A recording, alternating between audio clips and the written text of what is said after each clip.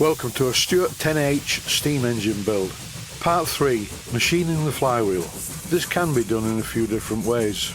I show the way that I usually do it, as I am not a machinist, and this seems to be a quick and simple method.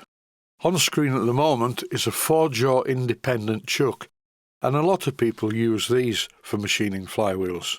Using a chuck like this allows independent adjustment of each of the jaws to move the part around, so you can get it very accurate on the inside edge of the outer part of the flywheel.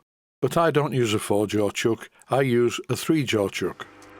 And here is the rough flywheel casting clamped in the 3-jaw chuck of my Myford ML7R.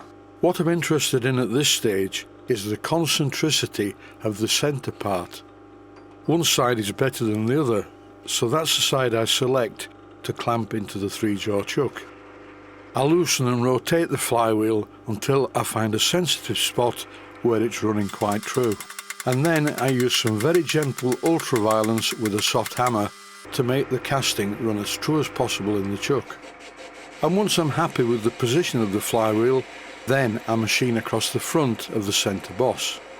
I have noticed watching YouTube videos that some proper machinist engineers do not do it this way. And indeed, many years ago, before I started making these videos, I asked a friend of mine who was a time-served machinist what was the best way to machine a flywheel, and it seemed very complicated.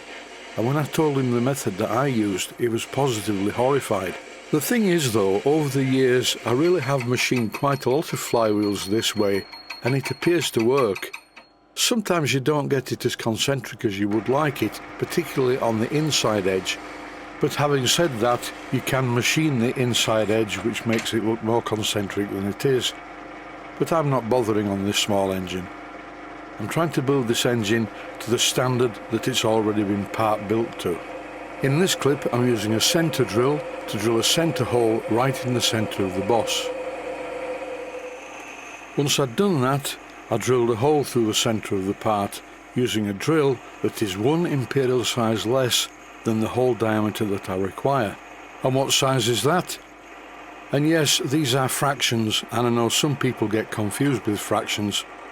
I get confused with fractions and metric, so all I do is look at the markings on the drill set itself, and all the dimensions are on there.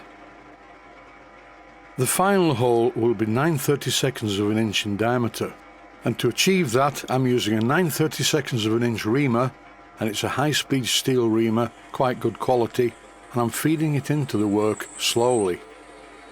Two things to mention here: this is a hand reamer, so it's slightly tapered. You have to push it all the way in to get the finished diameter. And this operation needs to be carried out slowly. Do it too fast and the hole will be too big. Also, withdraw the reamer slowly too, and you will end up with an accurately sized hole in the centre of the flywheel. Now it's fun time. Machining the outer edge of the flywheel is generally a bit more difficult for a couple of reasons. One is it's only supported by a load of spokes, so it will be prone to chattering, and don't take too deep a cut. This first cut really is just removing the shale from the outer part of the casting. The flywheel is very well supported with a live centre in the tailstock, holding it very solid. It's very rigid, and as you can see, I had no problem with chattering until I did it wrong on purpose and ran the part too fast. This is the third cut on the outer rim. The first two were quite uneven, removing the casting sprues and the shale. This was the third one, and now I've hit solid metal and it's a lot better. This job took much longer than you would imagine. Here the video is running at normal speed, but the lathe is running slightly too fast. The noise you hear at the end of the cut is just as the tool collides with some unmachined metal on the other side of the flywheel rim. To get through this sequence in a reasonable time without inducing comas both in myself and viewers, I'm running this at double the normal speed, 200%. Generally speaking, in the home workshop, and I'm not talking about industry, I'm talking about modest home workshops, you cannot turn cast iron very fast. If you do turn the cast iron too fast, the surface finish is very strange. It's better to use a slower spindle speed and a deeper cut, but take it easy because the flywheel is only supported by the spigot at one end and the live centre at the other end. As you can see now, the outer part of the flywheel is running quite concentrically with the centre boss. What's happening here? It's making a funny noise. This is a combination of too high a speed and the wrong tool angle. This noise is known as chattering, and this is the sort of finish you will get if this chattering occurs. I reset the tool angle and took another cut. The chattering disappeared and I got a perfect finish. Well, nearly perfect. I often move the cutting tools the wrong way, using the logic that this surface has not done as much cutting as the other surface that precedes it. I'm looking for a certain type of finish on the outer edge of the flywheel, and I think I achieved it more by luck than good management in this one. It's not shiny and it's not dull. It looks like it's been machined.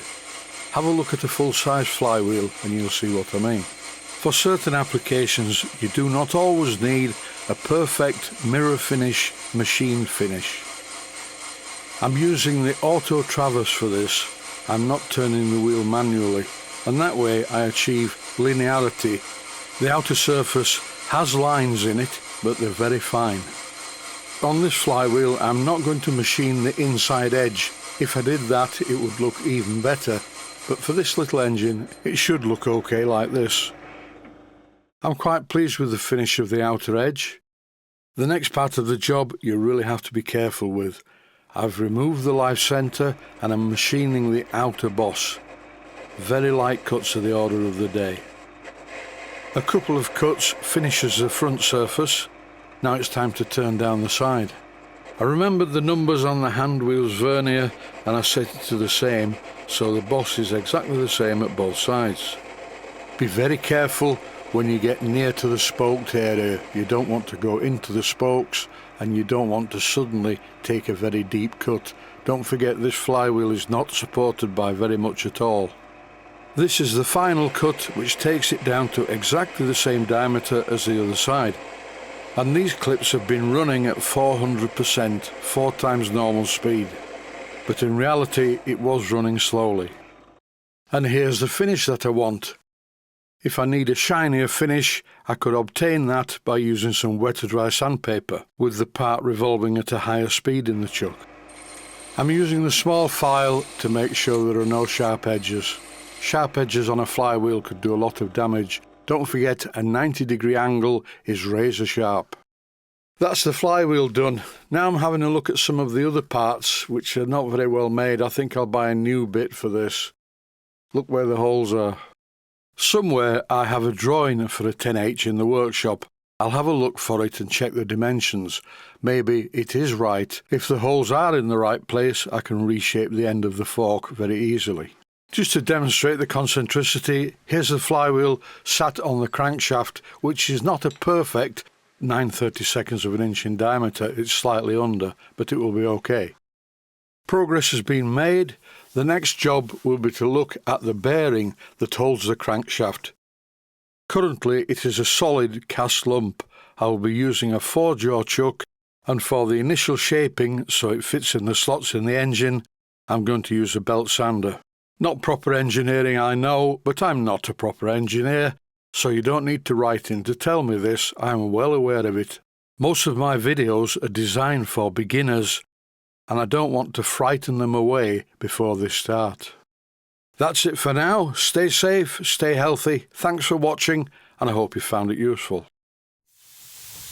Please take the time to visit my Mainstream Models website and click on the section of the website that says Video Playlists. And by doing that, you can find other videos that you may like to watch. And by using the playlists, you can actually watch the videos back to back.